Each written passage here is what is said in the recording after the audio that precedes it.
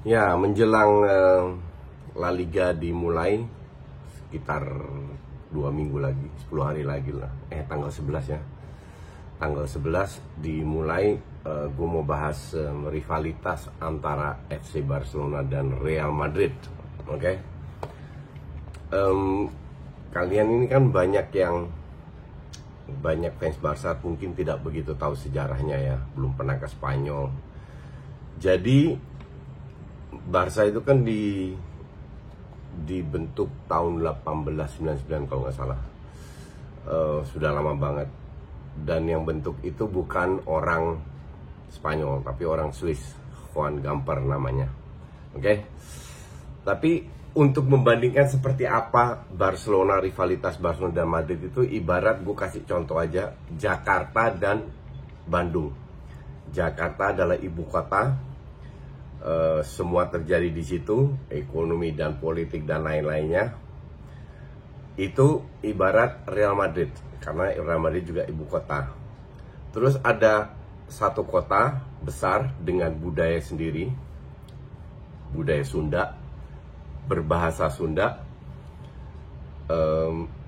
Bandung itu ibarat Barcelona yang punya bahasa sendiri, Katalan. Cuman Jakarta Bandung tidak se ekstrim Barca Madrid lah. Barca Madrid itu lebih ekstrim lagi karena Barcelona itu ada di provinsi Catalunya, dan Catalunya adalah provinsi yang sangat kaya.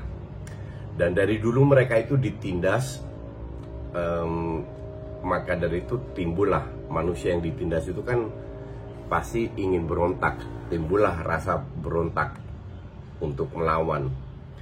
Namanya melawan ibu kota pasti nggak gampang, dan pasti ada tindakan-tindakan yang berbau politik. Begitu pula juga di sepak bola di Barcelona dan Madrid. Barcelona berusaha segalanya untuk menunjukkan bahwa mereka tidak kalah dari Madrid. Tapi di zamannya dulu, zaman Franco, zaman perang 40, 30, 40, 50, 60, di situ mereka sering dikerjain. Salah satu yang paling bagus contohnya adalah, kalian tahu Alfredo Di Stefano kan, pemain Argentina. Di Stefano itu kan bintangnya Madrid sampai sekarang, ya kan. Kalau Barca itu kan punya Johan Cruyff, kalau Madrid punya Di Stefano. Tapi mungkin banyak yang nggak tahu bahwa Di Stefano itu sebenarnya didatangkan oleh Barcelona tahun 50-an. Oke. Jadi Barcelona itu punya Kubala. Kubala itu juga tahun 99 dia ditunjuk sebagai pemain Barcelona terbaik. Oke, orang Ceko, orang Hungaria, beberapa mix lah, Eropa Timur. Dia main di Barcelona, dan manajemen Barca mendatangkan Di Stefano dari River Plate. Tapi pada saat itu dia bermain di Kolombia, tapi rights-nya itu masih dipegang River Plate, Argentina. Datanglah Barca yang datangin sampai ke Spanyol, ternyata dikerjain Barca. Aturannya itu dirubah-rubah terus. Sampai pemerintah Spanyol ikut campur. Pertama mereka bilang nggak boleh ada pemain luar, nggak boleh ini, nggak boleh itu. Pokoknya berubah terus. Pokoknya Barcelona tidak boleh dapat Di Stefano, karena kalau mereka punya Kubala, Di Stefano, udah Madrid selesai. Terus akhirnya pemerintah bilang, ya udah kalau gitu Di Stefano main setahun di Madrid, terus habis itu di Barca. Tahun pertama 53 kalau nggak salah main di Madrid. Nah, Barca tersinggung. Ya sudah, kalau Di Stefano main di Madrid, nggak usah ke Barca. Itulah, maka dari itu Di Stefano mulai menjadi hebat, menjadi bintangnya lah. Dan itu salah satu di mana Barca dikerjain oleh Madrid, apalagi dulu zaman Franco ya, oleh Madrid. Tapi mereka tidak diam saja, mereka berusaha untuk selalu melawan sampai tahun 70-an. Jadi naik turun lah. Terus Barca berapa tahun 20-30 meningkat, habis itu Madrid 10-20 tahun, habis itu Barca sampai tahun 70-an Barca datengin Rinus Michels dengan Johan Cruyff sebagai pemain, naik lagi nama Barca. Oke. Tahun 80-an Madrid 3 kali juara, 86, 87, 88, 89 di bawah pelatih Belanda juga, Leo Beenhakker. Di situ naik turun sampai Johan Cruyff tahun 90-an jadi pelatih, memenangkan Champions League yang pertama. Itulah, kalau gue bilang, itulah asalnya di mana Barca mulai meroket sampai sekarang. Walaupun kadar dikerjain tidak seperti dulu di tahun 50-60-an, tahun 90-an karena politik lebih terbuka, lebih disorot oleh negara lain, jadi kadarnya itu sudah berkurang. Oke.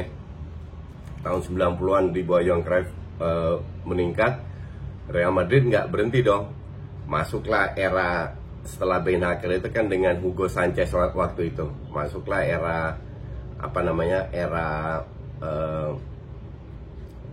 Los Galacticos setelah itu kan. Nah, sementara Barca tidak berhenti juga. Mereka bilang kita nggak bisa ngelawan kalau cuma duit lawan Real Madrid. Maka dari itu Johan Cruyff itu berhenti tahun 78, tahun 79 kalau nggak salah Rinus Michels dan Johan Cruyff membuat La Masia. Idenya itu sebenarnya udah dari situ, tapi tahun 79 baru lahir. Kenapa? Kalau kita ngadu duit pasti kita kalah lawan Real Madrid. Mereka ibu kota, duitnya lebih banyak. Dan mereka berpendapat bahwa La Masia ini harusnya melahirkan banyak pemain sehingga kita nggak perlu beli pemain hebat, beli pemain mahal lagi ke depannya, tapi kita didik sendiri. Jadi dari situ pun filosofinya itu sudah mulai ditanam dari zamannya Rinus Michels, Johan Cruyff, di mana Lazio itu bermain seperti tim inti. Memang nyaris tidak begitu banyak pemain yang benar-benar lolos, tapi yang lolos itu udah dari zamannya Pep lah, benar-benar bagus. Habis itu masuklah Johan Cruyff, pada saat Johan Cruyff masuk, disitulah dia memanfaatkan pemain-pemain La Masia.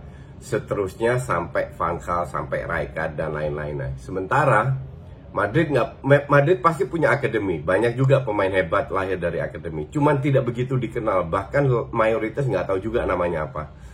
Karena mereka lebih fokus ke duit, ke Los Galacticos, mendatangkan pemain bintang. Nah, pemain bintang itu tidak hanya hebat di lapangan, tapi juga dari merchandising. Ini sebuah strategi, nggak ada salahnya.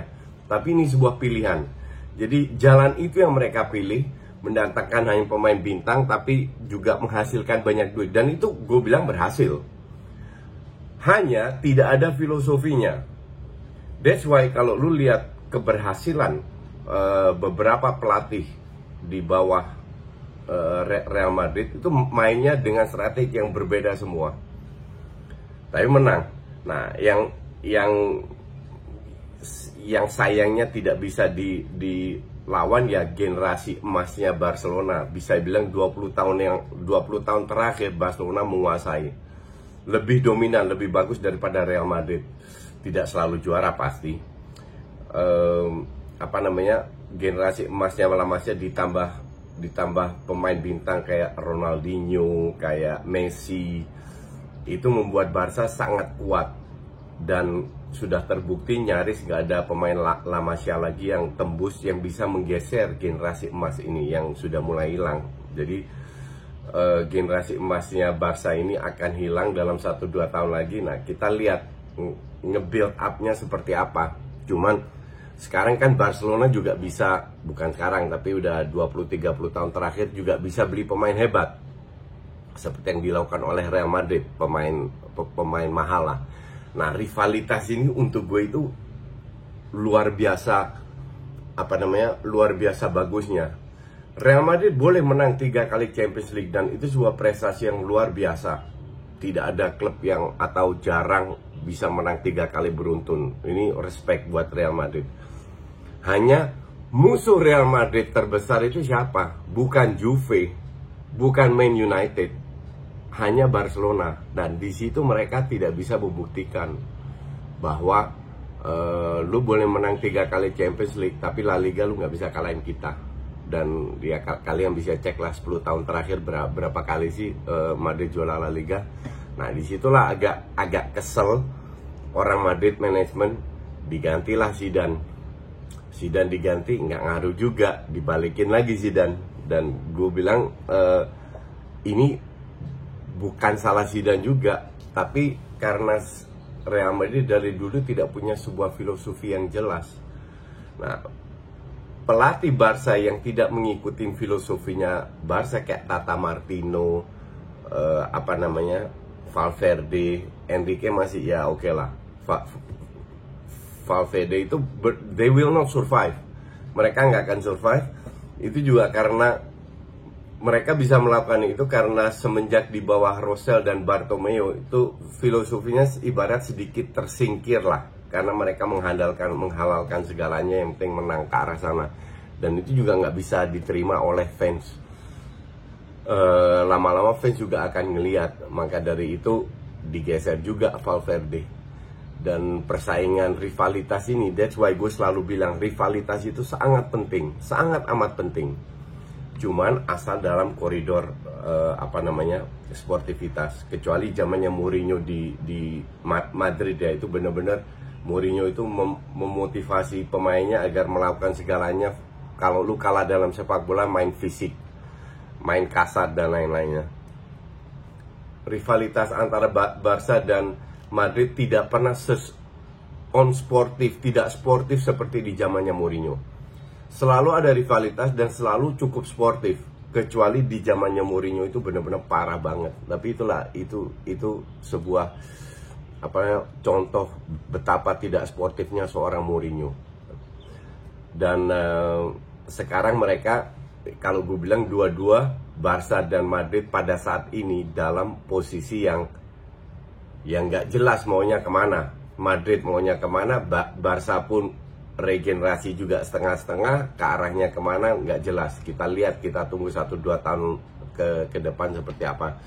Tapi walaupun mereka sekarang agak ngedrop, tetap mereka adalah pesaing yang luar biasa di La Liga dan selalu punya atmosfer sendiri untuk menonton El Clasico, kecuali yang terakhir itu benar-benar membosankan.